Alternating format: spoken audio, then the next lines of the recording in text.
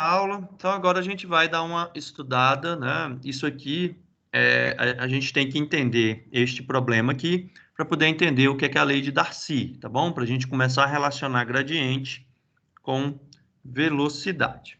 Então, vamos dar uma olhadinha aqui, né, neste exemplo. Eu vou redesenhá-lo aqui bem rápido, certo? Então, a gente tem aqui uma tubulação.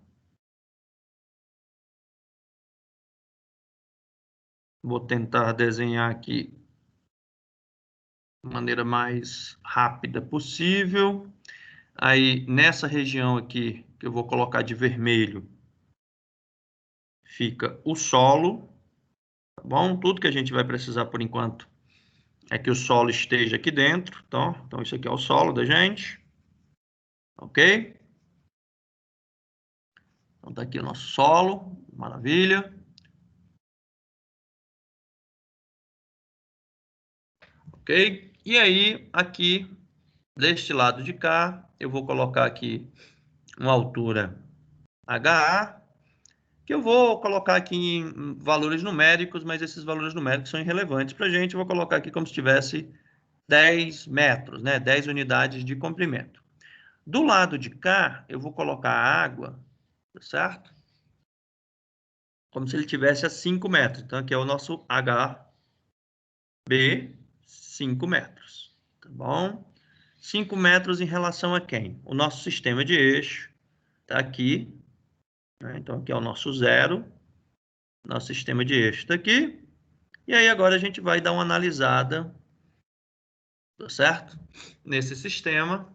A primeira pergunta que eu faria para vocês, mas que é meio óbvio, né? Mas mesmo assim eu vou fazer, é em que direção a gente está tendo fluxo, né? Nesse caso aqui, tá? A pessoa que tinha me perguntado lá sobre o fluxo, nesse caso aqui, a gente tem uma variação da carga hidráulica. Então, né? Se você pegar a carga hidráulica no ponto A menos a carga hidráulica no ponto B, a gente tem aí 5 metros de coluna de água de diferença. Então, a nossa expectativa é que a gente tenha um fluxo nessa direção, tá bom?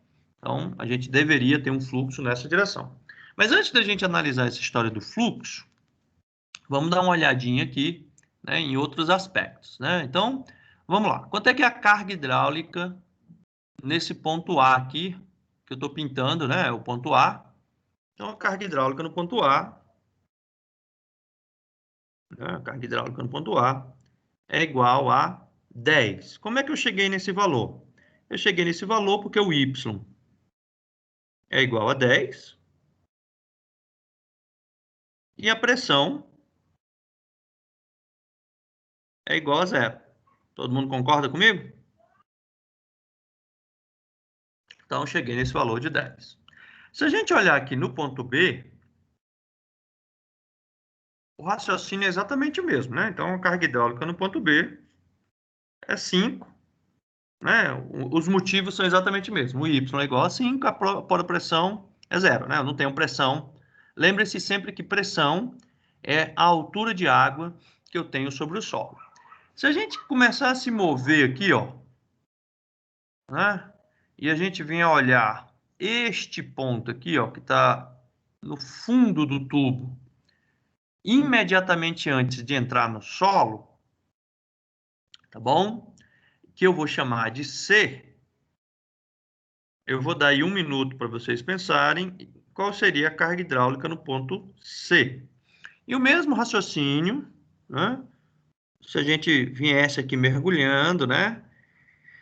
E viesse aqui, né? Imediatamente aqui antes de entrar no tubo, no ponto D. Qual seria a carga hidráulica no ponto D? Vamos dar uma analisada nesses dois pontos, né? No ponto D, eu vou assumir, né, que a altura é zero. Você vai dizer, professor, não é zero, não, não, mas vamos assumir que é zero, né? Só para. Então, eu vou assumir, tá certo? Que a carga hidráulica no ponto D, o Y, é zero, ou seja, eu não tenho né, nenhuma energia altimétrica. E a pressão, pessoal, nesse ponto, a pressão é exatamente a mesma pressão neste ponto aqui, né? Não existe nenhum motivo para a pressão ter diminuído do ponto, né, do ponto D para o ponto D'. E nesse caso aqui, a pressão é a altura de coluna de água que eu tenho. Então, é 10 vezes o gama da água dividido pelo gama da água. Então, se vocês olharem aí no ponto D, a carga hidráulica é 10, ou seja, eu não tive nenhuma perda de carga do ponto A para o ponto D. Agora, se eu olhar no ponto C e fizer o mesmo raciocínio, tá certo? Eu vou ter que no ponto C a altura é igual a 5, pelo mesmo motivo, né? A pressão aqui compensa com a altura, tá bom? Então, olha que legal, né? No ponto D, eu tenho 10, no ponto C, eu tenho 5.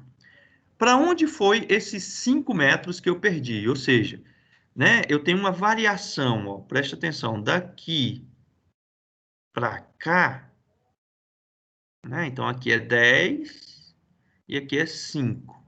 Então, o que que aconteceu? Eu tive uma redução da energia. Então, aqui eu tenho uma perda de energia. Por que que eu perdi essa energia, né?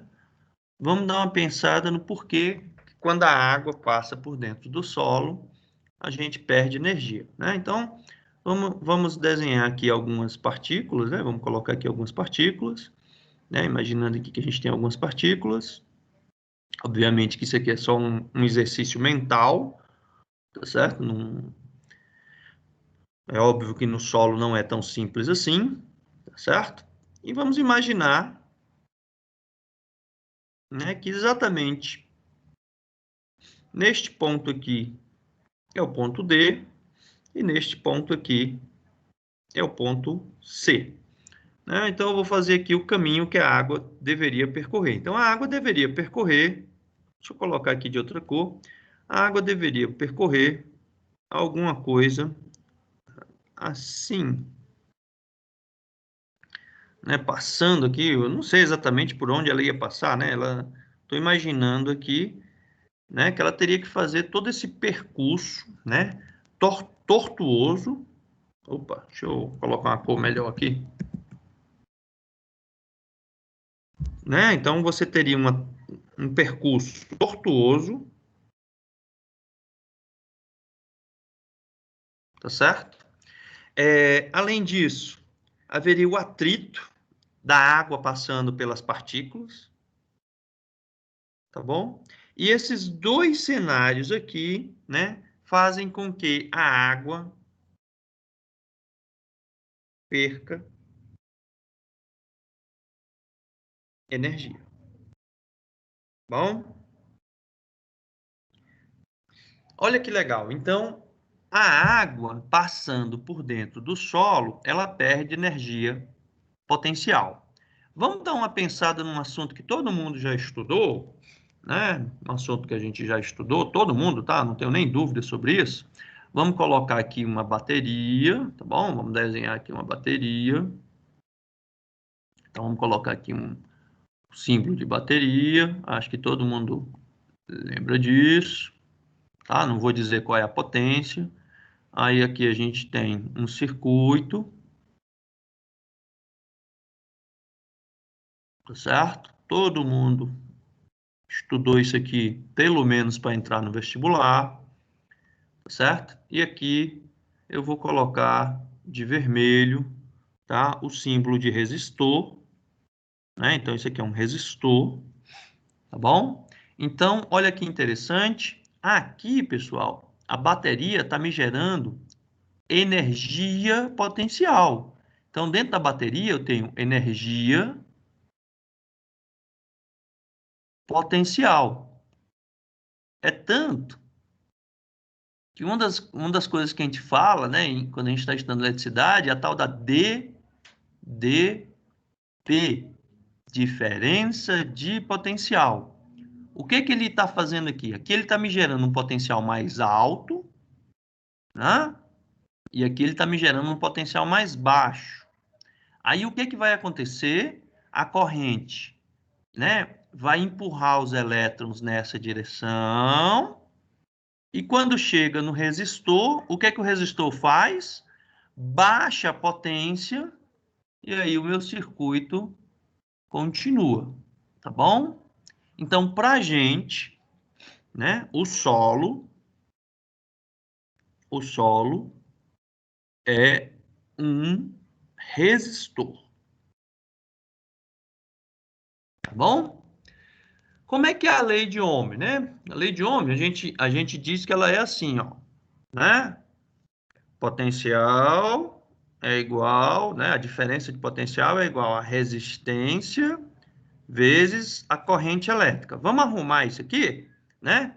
Vamos arrumar, colocar assim, ó, a corrente elétrica, que é realmente o fluxo, né? Então, a corrente aqui é o fluxo, né? Então, o fluxo é igual, né, a 1 sobre resistência, né? Se eu pedisse para vocês definirem o contrário de resistência, o que é o contrário de resistência, né? É condutividade. Então, 1 sobre, 1 sobre resistência, condutividade, vezes a diferença de potencial, né? Então, e aí eu vou até escrever mesmo, eu vou escrever, né? O V é igual a diferença de potencial, a tal da DDP, tá bom? Então, isso aqui é a lei de Ohm, né? Lei de Ohm, tá bom? Eu nunca lembro se Ohm é OMH ou OHM, tá? Vou até colocar um pontinho de interrogação que alguém depois me corrige aí olhando no YouTube, tá bom? E, no caso, o solo vai fazer o papel do nosso resistor. Como é que seria, então, a lei, né, do nosso resistor solo, né? Essa lei não é a lei de Ohm, ela tem outro nome, ela se chama lei de Darcy, tá bom? O cara é francês, então é Darcy mesmo, né? A sílaba forte é o Y aqui, tá? E olha como é que é a cara dela, ó, né? Vamos colocar aqui a velocidade, né, que é o nosso fluxo, é igual a menos, né? O menos aqui é só matemática, condutividade hidráulica da água vezes o gradiente hidráulico. Quem é o gradiente hidráulico? O gradiente hidráulico é igual a ΔH sobre o L. Tá bom? Onde esse L aqui é o percurso da água, né? Se a gente fizer uma comparação com a lei de Ohm, tá certo? Só para a gente fazer as analogias, a nossa velocidade é a corrente, tá certo?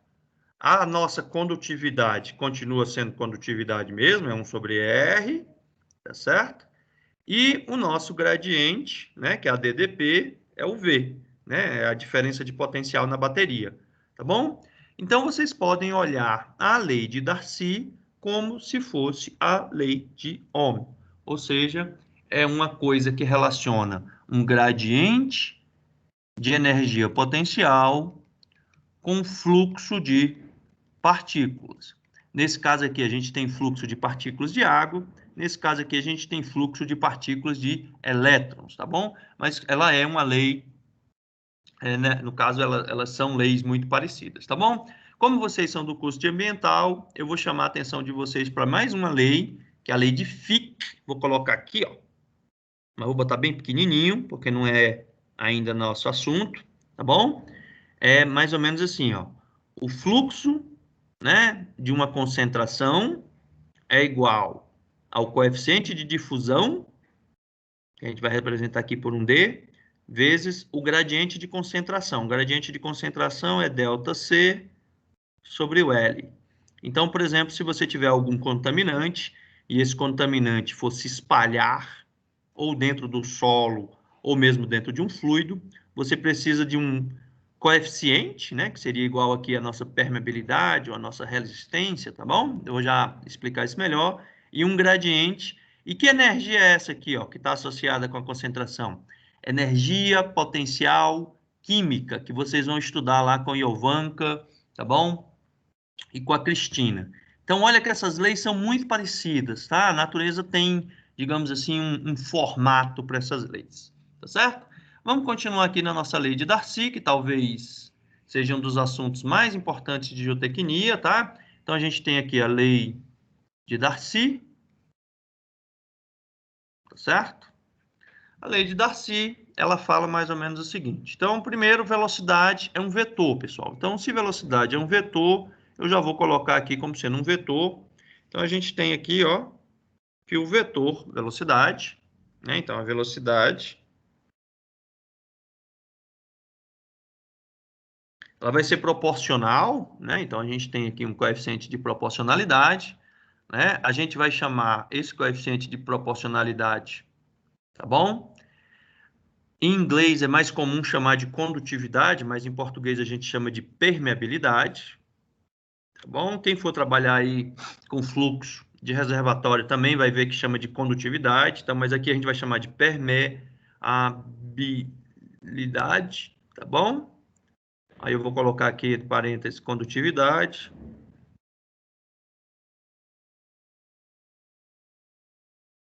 Para a gente aqui vai ser a mesma coisa, vezes, tá certo? O gradiente hidráulico. O gradiente hidráulico, no caso aqui, é a derivada do H em relação às coordenadas, tá bom? Aí, para explicar isso aqui melhor, tá bom? Vou fazer assim, ó. Condutividade da água vezes, tá certo?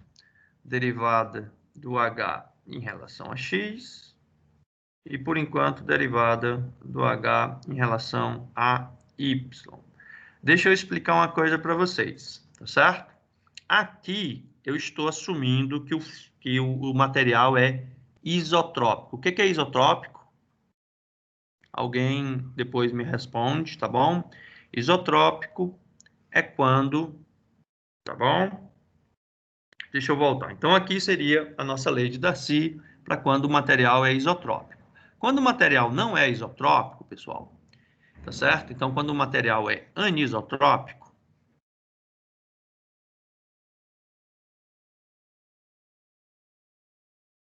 o que é isso? Né? Então, imagina, por exemplo, que a gente tem aqui um material, né? Por exemplo, solo compactado, em que eu tenho camadas, tá bom? Bem camadas mesmo, né? E aí, o que é que acontece? Devido a essas camadas, né? Vou colocar aqui, devido a essas camadas, tá bom? A velocidade na direção x seria maior do que a velocidade na direção y para o mesmo gradiente, tá bom? Nesse caso, a lei de Darcy, mais generalizada, seria alguma coisa assim, ó. Então, eu vou colocar num novo slide, tá certo? Então, imagina que a gente tem aqui um vetor de velocidade, né? Então, aqui eu tenho velocidade na direção x, aqui velocidade na direção y. A gente teria uma matriz, onde aqui eu tenho a permeabilidade na direção x, 0, 0, permeabilidade na direção y, opa, e aqui eu teria os devidos gradientes na direção x, gradiente na direção y. Vocês vão ver que a gente vai precisar disso aqui quando a gente estiver usando o programa chamado CIPW, tá bom? Tudo bem? Então, o que é que significa isso aqui? Significa que o meu solo, por exemplo, tem acamamentos, né? Então, a permeabilidade nessa direção é, por exemplo, diferente da permeabilidade nessa direção. Eu vou aqui usar o, o Google para procurar uma imagem, tá? Vou rochas xisto, por exemplo, só para mostrar para vocês. Deixa eu ver se eu consigo uma imagem boa, né? Folheiro, melhor do que xisto. Deixa eu colocar aqui.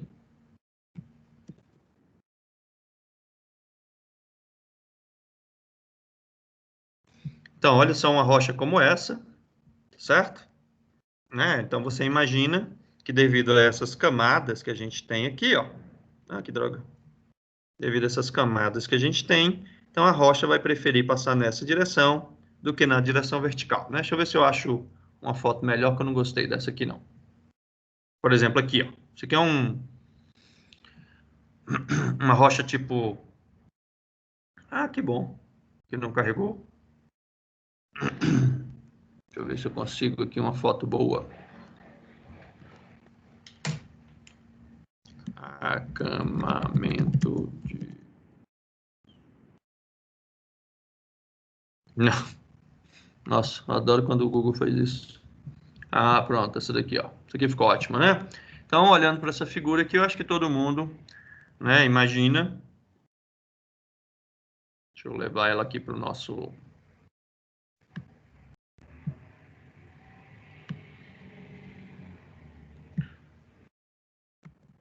Vai aqui para o nosso quadro, né, que fica melhor de eu riscar. Então, a gente imagina, por exemplo, que nesse caso, né, ninguém vai ter dificuldade aqui de imaginar que se isso aqui fosse, por exemplo, a fundação de uma barragem, tá certo? A velocidade da água nessa direção, né, não seria a mesma da velocidade da água nessa direção, né? Aqui, né, o material foi sedimentado aqui, formando camadas, né? Então, você provavelmente vai ter uma facilidade no fluxo dessa direção, né, do que nessa direção, tá bom? Aí, pessoal, isso aqui é uma coisa interessante, porque olha só o que acontece com a permeabilidade. A permeabilidade deixou de ser um escalar, a gente estava mostrando aqui a permeabilidade como se ela fosse um escalar, né? E ela passou a ser agora um tensor, né? Tensor. Então, né, isso aqui faz com que a permeabilidade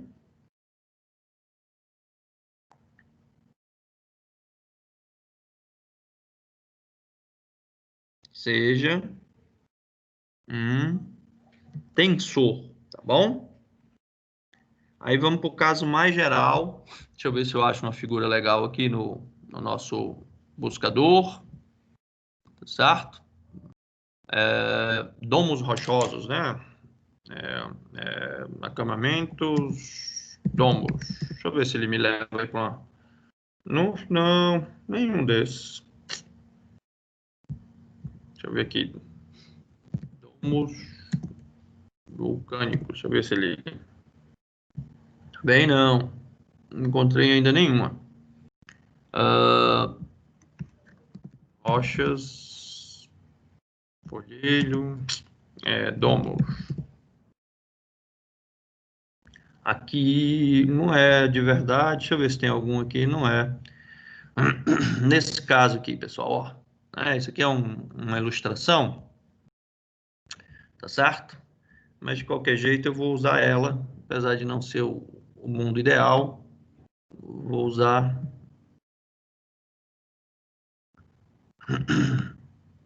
Tá bom? Então imagina aqui, ó, nesse ponto, tá certo?